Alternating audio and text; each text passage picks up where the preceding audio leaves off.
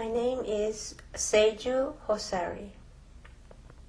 How old are you? I became 36 years old this year. Tell us a little bit about your background.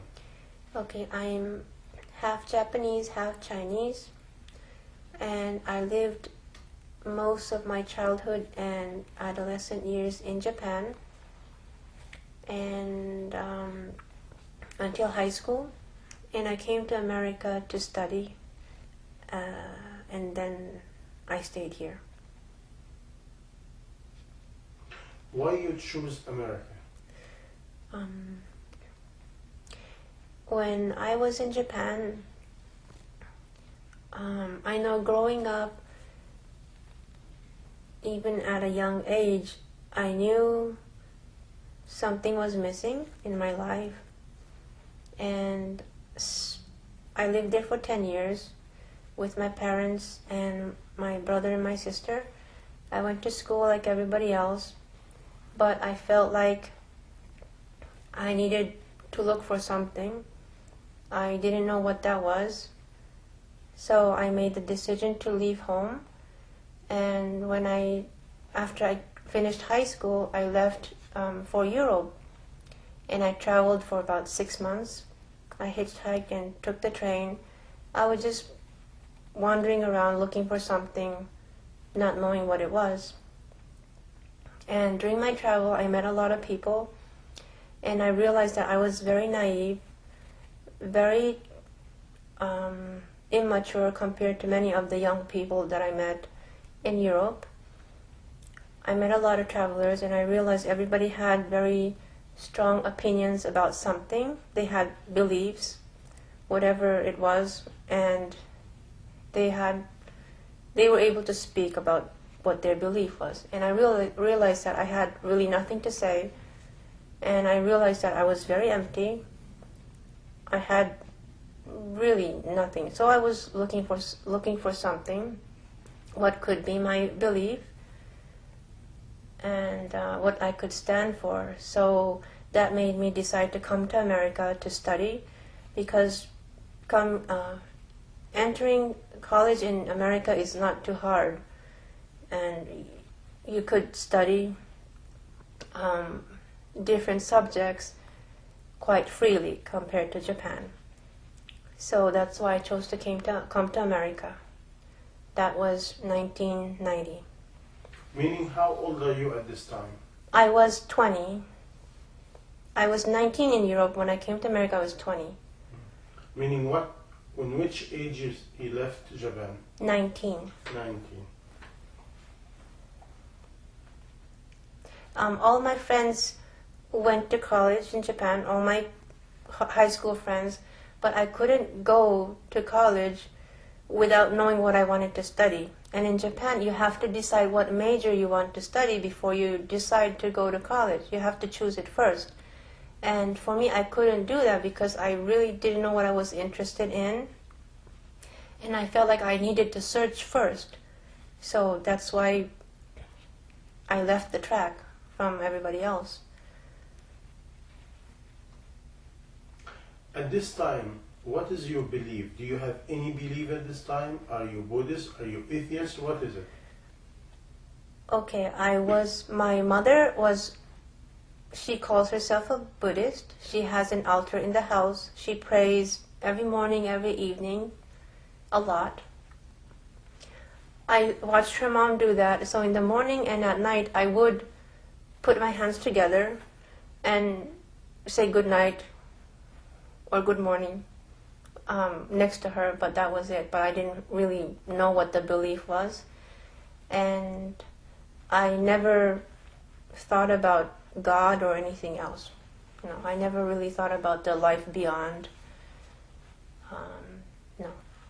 Meaning at this time you consider yourself an atheist?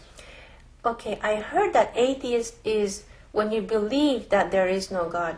But I guess for me, I didn't believe that there was no God, but it just never occurred to me. I never thought about it, but I didn't deny. I didn't know. Meaning you can consider yourself at this time ignorant? Yes. Yes. Absolutely ignorant. Okay, you came to America. After you came to America, tell us a little bit about your journey in America. Okay, I went to college 4 years in Connecticut, State University of Connecticut. No, Southern Connecticut State University. And I studied different subjects. I took a liberal arts major, which means you can take different classes and get a major.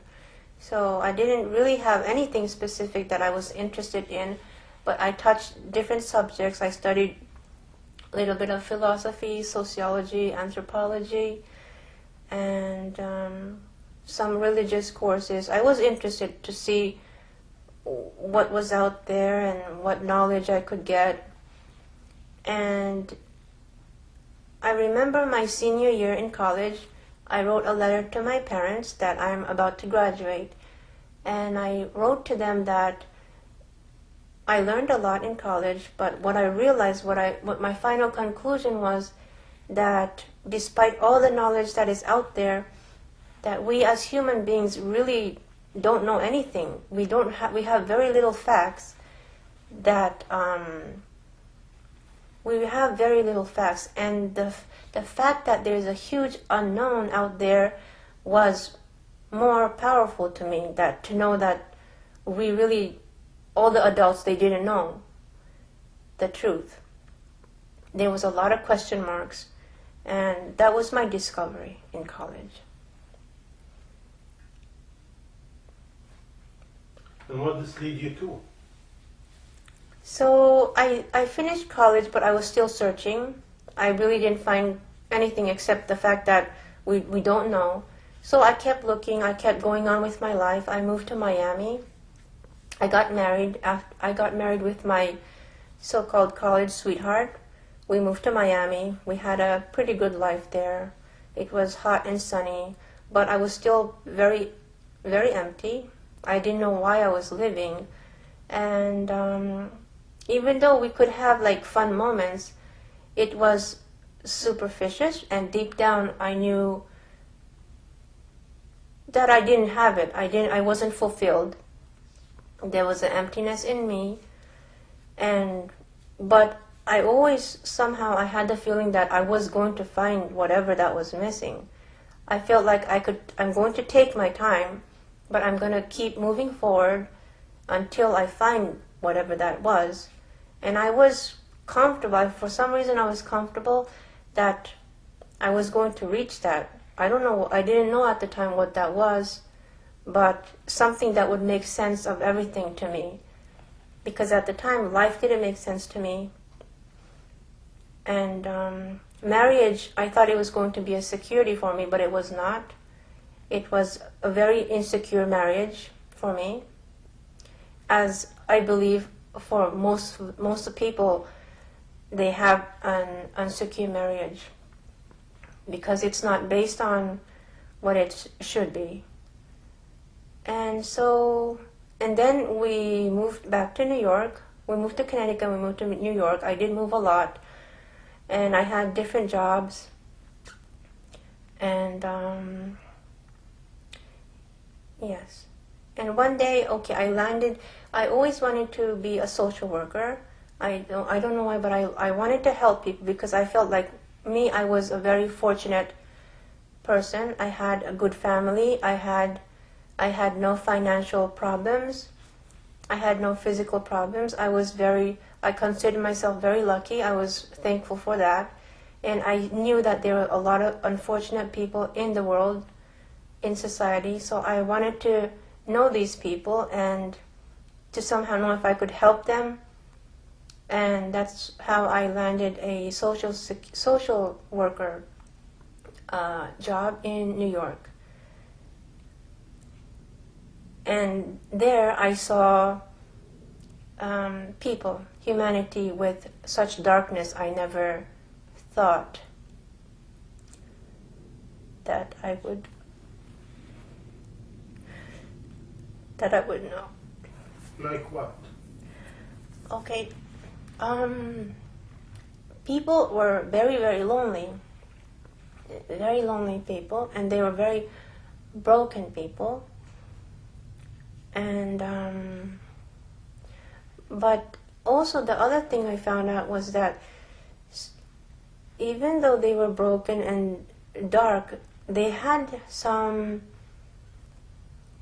were somehow believers of God, some of them. And that shocked me, because I was thinking, how can you be in such destitution? You have no family, nobody cares about you, and you still believe and thank God, and how could that be? That made me wonder, and that made me wonder.